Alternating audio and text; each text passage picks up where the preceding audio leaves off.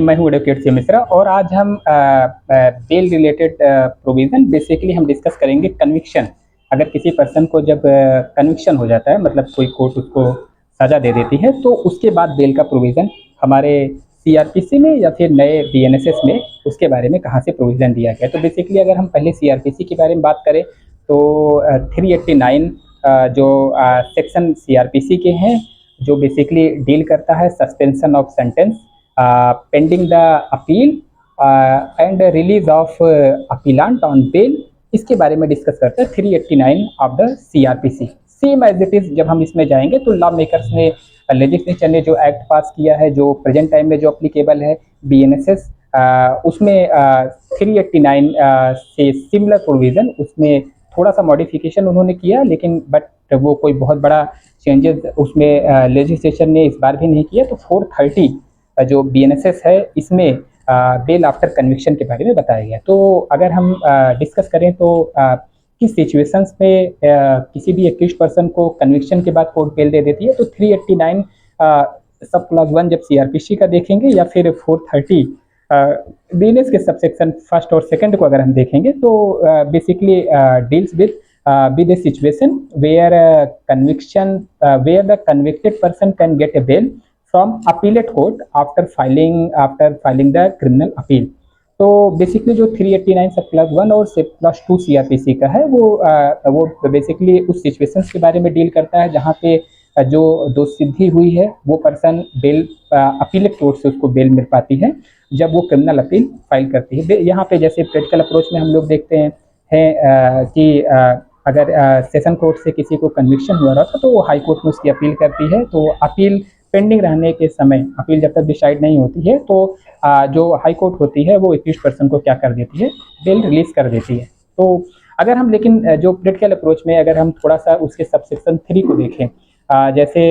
389 के सबसेक्शन 3 जो और दूसरा 430 सब क्लास 3 बीएनएसएस में जो बेसिकली बात करता है मजिस्ट्रेट कोर्ट को या फिर सेशन कोर्ट को भी ये पावर देती है। मैं इसके बारे में भी डिस्कस करता हूँ। उसमें जैसे 389 सब क्लास 3 या 430 सब क्लास 3 को जब आप रीड आउट करते हैं तो ये चीजें समझ में आती है कि where such person being on bail is sentence to imprisonment for a term not exceeded 3 years। तो प्रैक्टिकल अप्रोच में जैसे जब किसी पर्सन को, जब वो पर्सन पहले से बेल में रहता है, चाहे अगर मजिस्ट्रेट ट्रायल के बारे में बात करें तो अगर वो पर्सन पहले से बेल आउट है और उसको जो सजा दी गई है कोर्ट के द्वारा,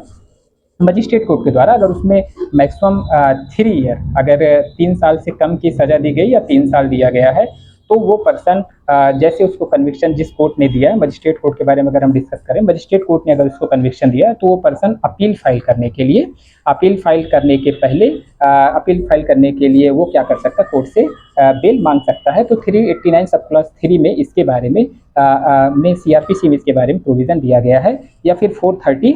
सब क्लास 3 बीएनएसएस में इसके बारे में प्रोविजन दिया गया है। तो मजिस्ट्रेट कोर्ट के बारे में हमने डिस्कस किया, जिसमें सिचुएशन हमें समझ में क्या आई, सब सिचुएशन ये समझ में आई कि हम पहले से बेल आउट हैं और हमको जो सजा दी गई है कोर्ट के द्वारा, मजिस्ट्रेट कोर्ट के द्वारा, जिसमें 3 साल तक की सजा, 3 साल या 3 साल से कम की सजा, तो वो कोर्ट हमको अपील दाखिल करने के लिए, अपील फाइल करने तक हमको क्या कर सकती है, बेल दे सकती है। तो जरूरी नहीं सिर्फ मजिस्ट्रेट कोर्ट के पास ही पावर है। सेशन कोर्ट में जैसे हम बात करते हैं, अगर हम स्पेशल एक्ट है, जैसे पास्को का कोर्ट है, बिल्कुल सही बात है, अगर कोर्ट ने हमको पास्को में अगर कोर्ट ने हमको 3 साल तक की सजा दिया है तो भी हम क्या कर सकते हैं, 389 सब क्लास 3 उसमें कोर्ट है, उसमें जरूरी नहीं सिर्फ मजिस्ट्रेट, वो सेशन कोर्ट, क्योंकि पास्को स्पेशल एक्ट है, स्पेशल कोर्ट है, वो एडीजी रैंक का अधिकारी होता है। तो अगर SC ST में भी बात करें, अगर उसमें 3 साल SC ST में अगर 3 साल या 3 साल से SC ST कोर्ट भी अगर किसी मामले का ट्रायल कर रही है और वो पर्सन पहले से बेल आउट है और उसको 3 साल तक की सजा हुई, तो डेफिनेटली इसमें क्या किया जा सकता है, उस पर्सन को 389 सब क्लास 3 के प्रोविजन से